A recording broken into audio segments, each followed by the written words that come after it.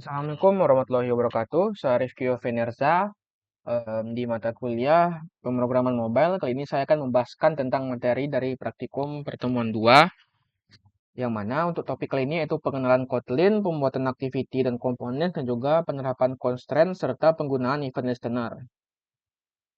Kita langsung saja ke bab 1. Nah, pada bab 1 ini pemahaman masalahnya, saya itu menemukan tantangan pada saat pemahaman dari sintaks-sintaks Kotlin, yang mana itu merupakan bahasa baru bagi saya. Namun, ketika saya sudah mempelajarinya, ternyata saya menyadari bahwa bahasa Kotlin ini lumayan mirip dengan Java, khususnya di bagian pemanggilan-pemanggilan variabel dan juga pemanggilan-pemanggilan package-nya, yaitu menggunakan import. Nah, selanjutnya untuk fitur-fitur seperti activity, components, dan juga constraint itu cukup mudah karena memang di situ juga ada UI-nya langsung dan disediakan oleh Adobe Studio yang mana kita tinggal drag and drop saja ataupun tinggal tarik-tarik saja gitu. Dan nanti mungkin ada sedikit ya perubahan lah itu tergantung dari ID dari masing-masing komponen. Nah, kemudian untuk event listener itu cukup mudah ataupun tidak perlu ini ya, tidak perlu dipelajari lagi karena memang di sebelumnya itu saya sudah pernah menggunakan event listener di bahasa pemrograman sebelum-sebelumnya. Jadi tinggal mungkin bagaimana cara adaptasinya saja gitu di Kotlin ini.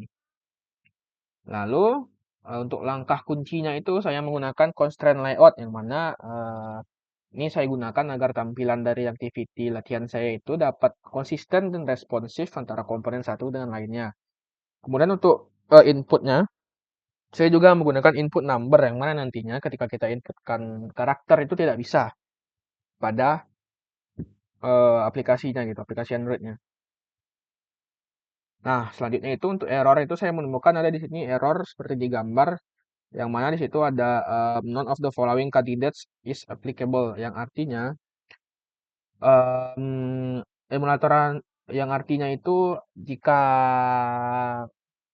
ada sebuah variabel yang diharuskan menggunakan operasi matematika, maka variabel tersebut tidak bisa digunakan ataupun ya tidak terbaca sebagai desimal ataupun integer dan tidak bisa dilakukan operasi matematika seperti kali bagi tambah kurang dan sebagainya. Nah, saat terjadi error ini, emulator saya itu tidak bisa dibuka dan langsung menampilkan pesan error itu pada bagian konsolnya ataupun bagian lognya. Nah, untuk langkah perbaikannya itu, ketika saya memanggil variabel ataupun ya mendeklarasikan variabel inputan ataupun ya variabel input dari edit text yang ada di activity, saya itu mengubahnya terlebih dahulu menjadi string. Nah, kemudian dari string pada saat proses matematikanya ataupun pada saat penghitungannya, saya ubah lagi dari menjadi double sehingga nantinya hasilnya itu bisa berkoma ataupun desimal. Yang mana kan untuk rumus matematika itu hasilnya juga bisa berkoma. Terlebih lagi di sini saya menggunakan segitiga dan lingkaran gitu. Nah, untuk tantangan atau kesulitan lainnya itu saat pertama kali saya menjalankan emulator muncul error seperti di bawah ini. Nah, di sini cukup lama itu saya memikirnya dan setelah saya cari-cari akhirnya ketemu penyebabnya itu bahwa saat saya download salah satu package yang ada di Android Studio yaitu Gradle. Nah, ternyata Gradle ini downloadnya itu tidak selesai. Nah, waktu itu mungkin saya ketika menjalankan Android Studio itu langsung saya tutup atau gimana gitu ya sebelum downloadnya selesai.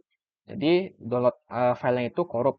Sehingga saya harus mendownloadnya kembali dengan cara menghapus file Gradle yang lama, kemudian saya run kembali emulatornya, lalu biarkan untuk emulatornya itu menginstal sendiri gitu dari package Gradle-nya. Nah, mungkin itu untuk bab 1 ya. Nah, lanjut ke bab 2.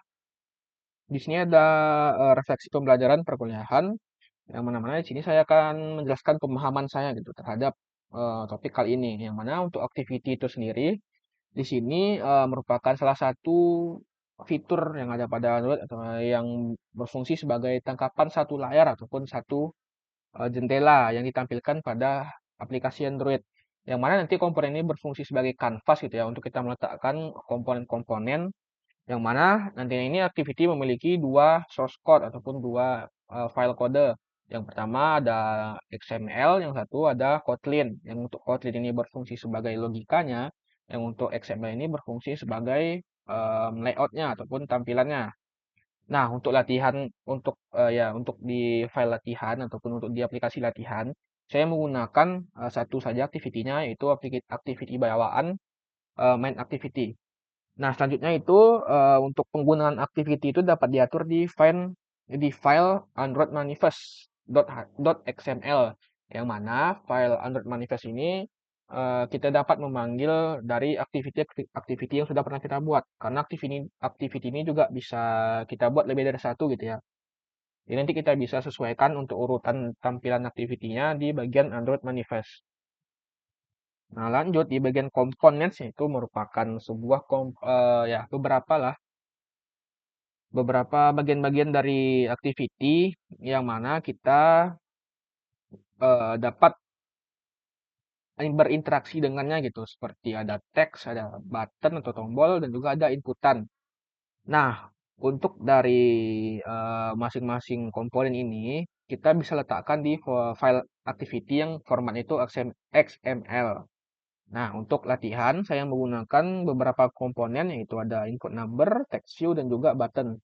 Nah, kemudian untuk constraint ini merupakan sebuah penentu gitu ya, ataupun ya sebuah acuan yang mana masing-masing komponen ini dapat bergantung satu sama lain. Misalnya ketika ada komponen satu dengan komponen dua, ketika kita hubungkan maka jarak antara keduanya akan berskala sesuai dengan layar Android-nya seperti itu.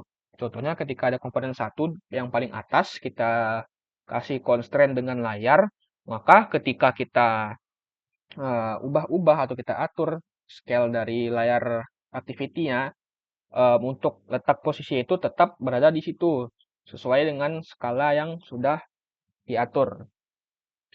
Nah, ketika kita tidak mengatur constraint, maka masing-masing komponen itu akan bertumpuk di kiri atas layar.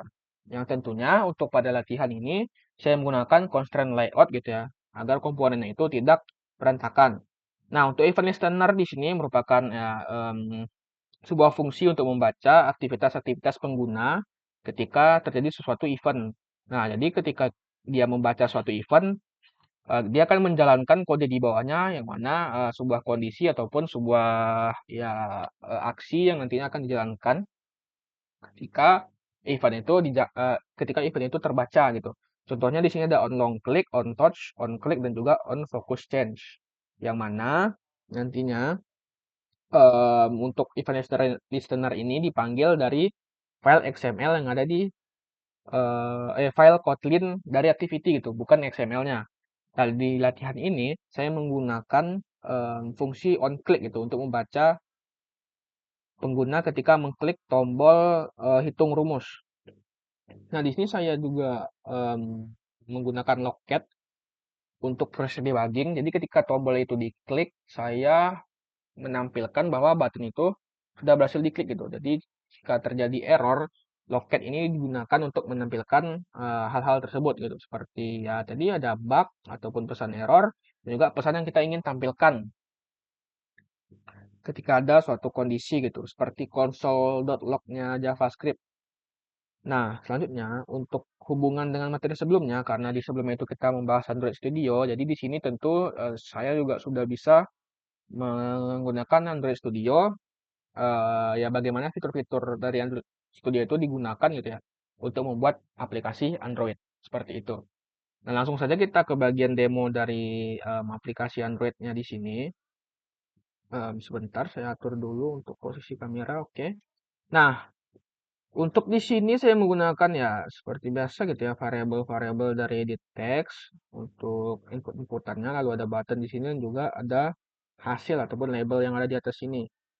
Nah, untuk event listener di sini saya menggunakan onClick tadi ya.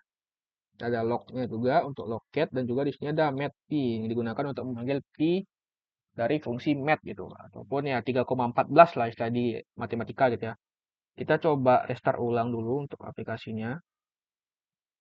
Sebentar ini cukup waktu. Oke, kita restart. Nah, seperti ini untuk tampilan aplikasinya dari awal.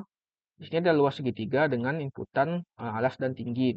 Ketika saya masukkan itu karakter ataupun huruf ini tidak bisa diinput ya, harus angka. Jadi misalnya kita gunakan di sini 12 dan juga 4. Luas segitiga itu rumusnya adalah sekali tinggi bagi 2, yang hasil itu hasilnya itu ada di 48 ya. Bagi 2 itu di 24 kita hitung. Nah, hasilnya 24. Kemudian untuk luas lingkaran itu kan ada pi r kuadrat, yang mana di sini untuk R itu adalah jari-jari yaitu diameter bagi 2. Di sini misalnya kita ingin diameter 10, maka itu dibagi 2 hasilnya 5 dikali sorry, ya pi dikali 5 pangkat 2. Yang hasilnya itu kita bisa lihat di sini adalah 283, sekian. Nah, ya. Dan juga ketika kita ubah angkanya di sini juga bisa dicoba ya tuh. Hasil di atas juga berubah seperti itu. 14 misalnya 14 sama 8 sesuai dengan angka yang baru kita inputkan ketika kita klik hitung ini. Nah, oke. Mungkin cukup sekian ya. Di sini saya menggunakan nama projectnya itu di dir strip sol gitu. Nah, mungkin sekian untuk aplikasi dir sol ini. Bagaimana cara kita menghitung luas geometri menggunakan Kotlin ya, dan juga ya mengimplementasikannya ke aplikasi Android. Jika ada kesalahan mohon dimaafkan. Sekian terlebih dahulu dari materi kali ini. Assalamualaikum warahmatullahi wabarakatuh.